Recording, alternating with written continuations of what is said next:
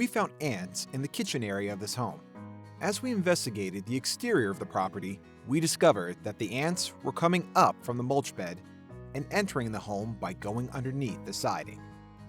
Mulch is an ideal hiding place for ants because it's often moist and goes undisturbed for long periods of time. The deeper the mulch, the more likely it is to serve as a popular hiding spot for ants and many other pests. It's important to annually remove the old mulch and replace it with new mulch.